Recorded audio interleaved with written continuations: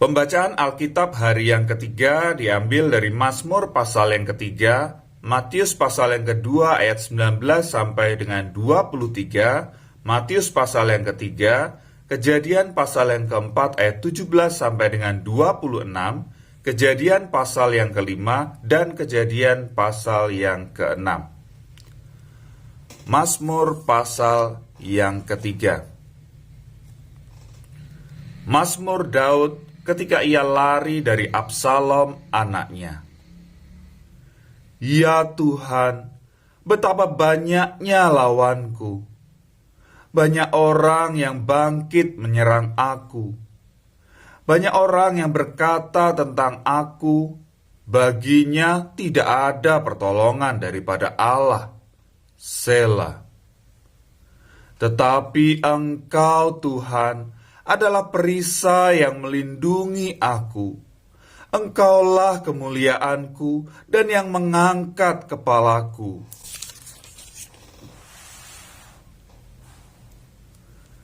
Dengan nyaring aku berseru kepada Tuhan, dan Ia menjawab aku dari gunungnya yang kudus. Selah. Aku membaringkan diri lalu tidur. Aku bangun sebab Tuhan menopang aku. Aku tidak takut kepada puluhan ribu orang yang siap mengepung aku. Bangkitlah Tuhan, tolonglah aku ya Allahku.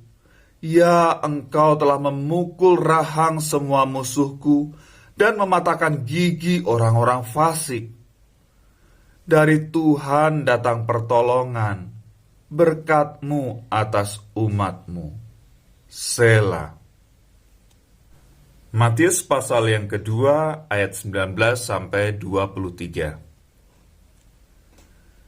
Setelah Herodes mati, nampaklah malaikat Tuhan kepada Yusuf dalam mimpi di Mesir, katanya, "Bangunlah, ambillah anak itu serta ibunya dan berangkatlah ke tanah Israel, karena mereka yang hendak membunuh anak itu sudah mati."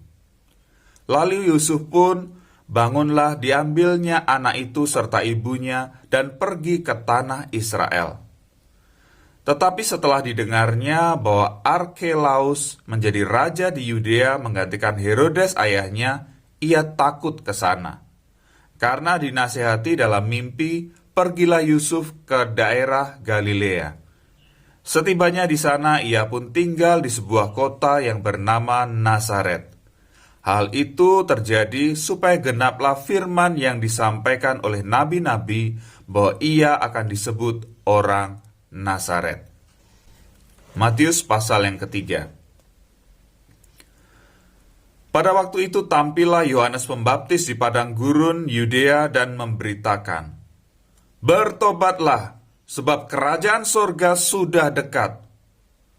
Sesungguhnya dialah yang dimaksudkan Nabi Yesaya ketika ia berkata, "Ada suara orang berseru-seru di padang gurun, persiapkanlah jalan untuk Tuhan, luruskanlah jalan baginya." Yohanes memakai jubah bulu unta dan ikat pinggang kulit, dan makanannya belalang dan madu hutan. Maka datanglah kepadanya penduduk dari Yerusalem, dari seluruh Yudea, dan dari seluruh daerah sekitar Yordan. Lalu sambil mengaku dosanya, mereka dibaptis oleh Yohanes di sungai Yordan. Tetapi waktu ia melihat banyak orang Farisi dan orang Saduki datang untuk dibaptis, berkatalah ia kepada mereka, "Hai kamu keturunan ular beludak, siapakah yang mengatakan kepada kamu bahwa kamu dapat melarikan diri dari murka yang akan datang? Jadi, hasilkanlah buah yang sesuai dengan pertobatan. Dan jangan mengira bahwa kamu dapat berkata dalam hatimu, Abraham adalah bapa kami. Karena aku berkata kepadamu, Allah dapat menjadikan anak-anak bagi Abraham dari batu-batu ini. Kapak sudah tersedia pada akar pohon, dan setiap pohon yang tidak menghasilkan buah yang baik pasti ditebang dan dibuang ke dalam api. Aku membaptis kamu dengan air sebagai tanda pertobatan. Tetapi ia yang datang kemudian daripadaku lebih berkuasa daripadaku, dan aku tidak layak melepaskan kasutnya. Ia akan baptiskan kamu dengan Roh Kudus dan dengan api. Alat penampi sudah di tangannya. Ia akan membersihkan tempat pengirikannya dan mengumpulkan gandumnya ke dalam lumbung. Tetapi debu jerami itu akan dibakarnya dalam api yang tidak terpadamkan. Maka datanglah Yesus dari Galilea ke Yordan kepada Yohanes untuk dibaptis olehnya.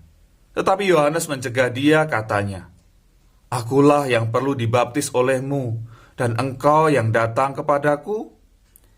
Lalu Yesus menjawab, katanya kepadanya, "Biarlah hal itu terjadi, karena demikianlah sepatutnya kita menggenapkan seluruh kehendak Allah." Dan Yohanes pun menurutinya. Sesudah dibaptis, Yesus segera keluar dari air, dan pada waktu itu juga langit terbuka, dan ia melihat Roh Allah seperti burung merpati turun ke atasnya.